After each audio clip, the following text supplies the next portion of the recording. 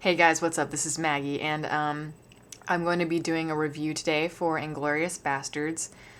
And it came out on Friday, and the reason I waited till now to do this review is because I kind of had to think about it a little bit, let it boil over, because it's one of those movies you really should think about before you say anything about it.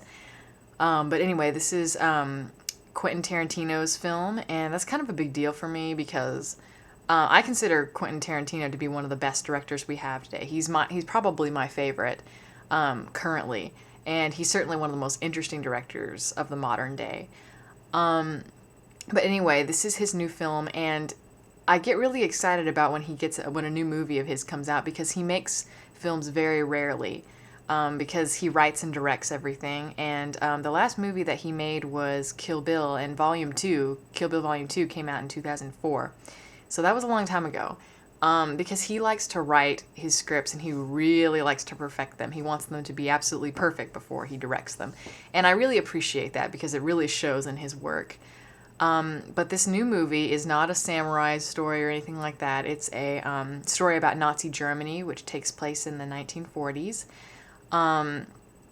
And it's totally, he completely rewrites the history books here. It's not about the Germans taking over the Jews. It's about the Jews taking revenge on the Nazis. And so, of course, that never happened. But it's almost like you're taking a portal into like a alternate world, and it's the Quentin Tarantino world. And of course, none of it ever happened, but you kind of have to roll with it and just accept it.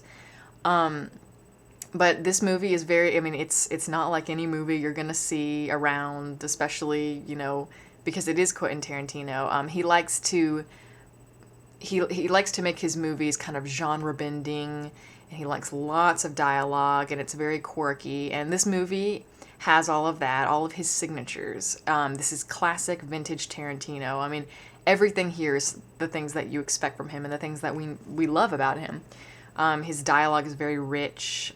He also has a kind of spaghetti western mentality. There's the good, bad, and the ugly, and the music is Ennio Morricone, who does all of the great westerns and composes the music.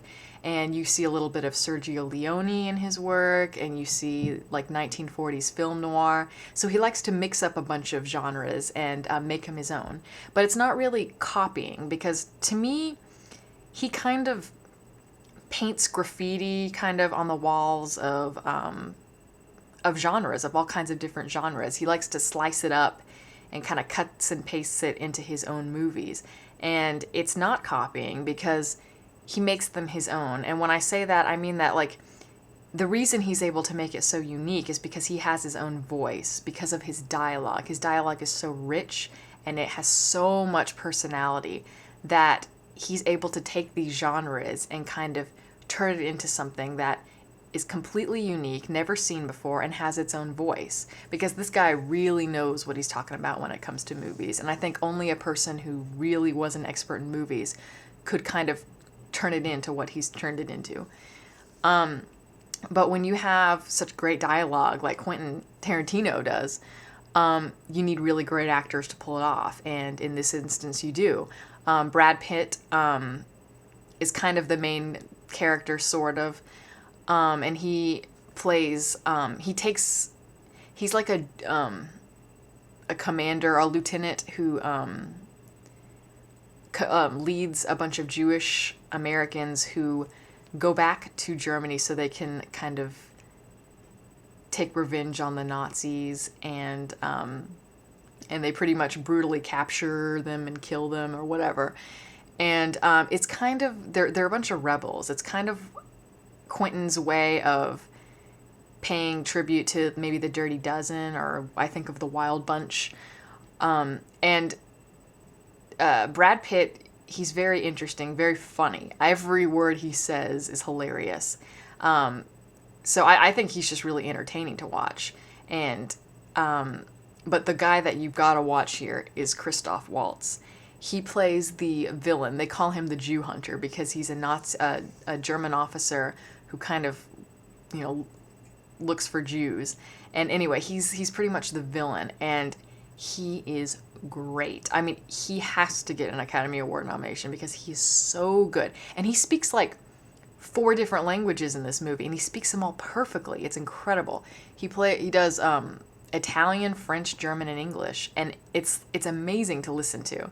And what I love about this character is that he is so, like, he seems so nice, so polite, and you feel kind of comfortable with him, but he can just blow up at any second. He can turn crazy evil, and that's so awesome to see. I love it when people do that.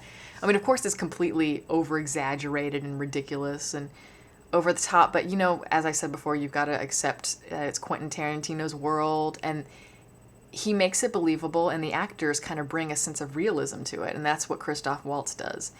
It kind of reminds me of some of the really great villain interpretations we've seen, like Heath Ledger as the Joker, and Daniel Day-Lewis as Daniel Plainview in There Will Be Blood. I mean, they're kind of over-exaggerated, but when you've got a really great actor doing it, you believe it. And you can't take your eyes off Christopher Waltz, and you're just listening to every single word he says. I mean, he is mesmerizing in this movie.